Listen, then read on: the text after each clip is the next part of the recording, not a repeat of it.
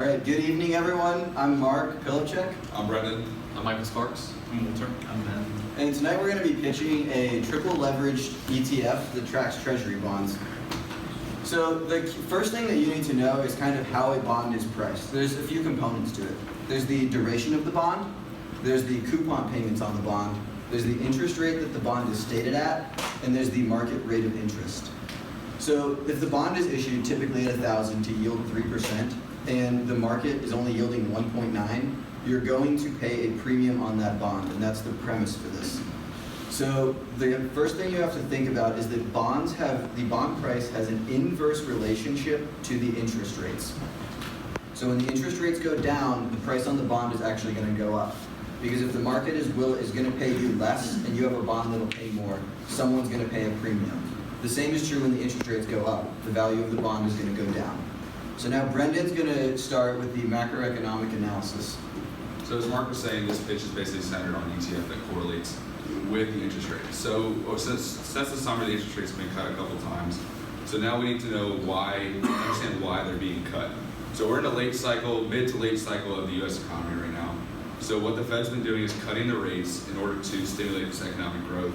When they cut the rates, it allows people to borrow more money because now it's cheaper to borrow money, which then brings more money into the economy, as well as increasing inflation, as well as increasing the demand for these for goods and services. So look at the graph. This is kind of like a graphical explanation of what I just said.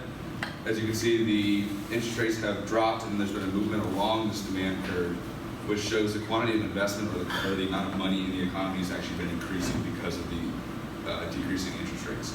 So if you go to our next slide, you need to know what the Fed's also been doing in terms of quantitative easing. They haven't done this since the 2008 recession, but they actually just this last month started this process again. So what quantitative easing is either injecting straight capital into the economy from their reserves or using their reserves to buy securities and bonds from the public. And what this also leads to is an increase in inflation because now there's even more influx of money into the economy, and then that also causes a decrease in interest rates. So if you look at their balance sheet snapshot that I put on the other side, you can see that this past month, the balance of their growth or of their assets have actually been starting to increase, which shows this influx of the capital and buying the mortgages or buying the securities and bonds. And I'll pass it to Walter to talk about our risk. So the main risk with a fixed income bond, such as the U.S. 20-year Treasury, is interest rates going up. So there are two main ways that we measure that risk, and they are duration and convexity. So the duration measures the sensitivity of the bond's price to the interest rate changes. So look at the chart below it. You see the blue line is the duration. It's a linear relationship between the bond price and the total yield.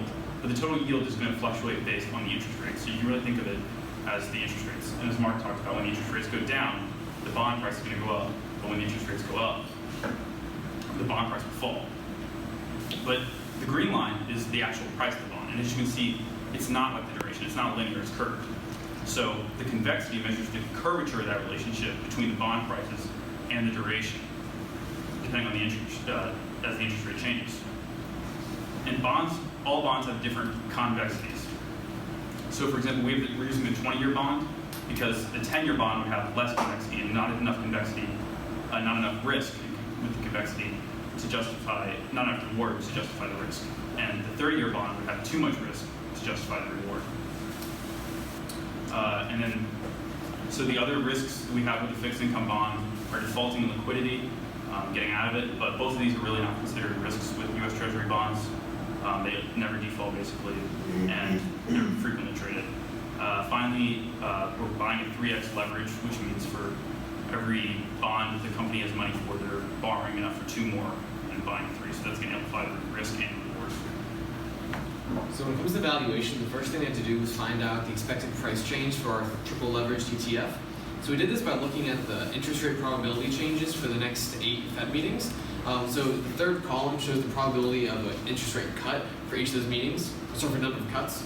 And so the price change in the last column represents the triple leveraged price change. So we found out that the expected price change for the triple leveraged ETF is 6.40%.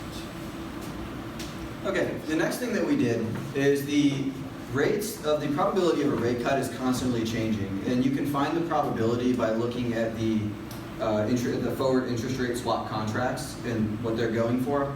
So what we did is we took the first 3 Fed meetings, because those are the ones that are the most sensitive to these and the most likely to change, and we simulated the probability of a rate cut ranging from anywhere from 0 to 50%. And what this shows is that 92% of our simulations yielded an outcome greater than the current expected value. And the reason behind that is pretty simple.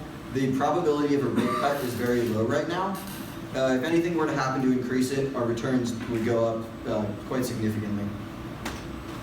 The other thing that we need to think about is that interest rates move on a daily basis. The Fed set a target rate, and what I've done here is I've simulated 252 trading days worth of daily interest rate moves, and that comes from the distribution of normal movements. There's about 1,000 simulations here. And if we look at the day 252 interest rate, what we'll find is at the end of all of it, the principle of mean reversion tends to hold true. So we're normally distributed around 1.57% where we are, with a minimum of 1.3 and a maximum of 1.8. So if we take that and we input it into the pricing equation, we can see at the end of a year, we're actually, without any Fed rate cuts, we're normally distributed around 0%, and our maximum expected loss is only around 6%. Alright, so we plan on holding TMF in our CEE Fund portfolio. So the first thing we did was we compared the 2 graphs. And as you can see, the white line being our CEE Fund portfolio, when that's struggling, our TMF, which is the orange one, is still consistently growing kind of. And then you can see obviously right there, when we're really struggling, it's actually doing better. And then next we did compare the 2 cuts, or the cuts that occurred.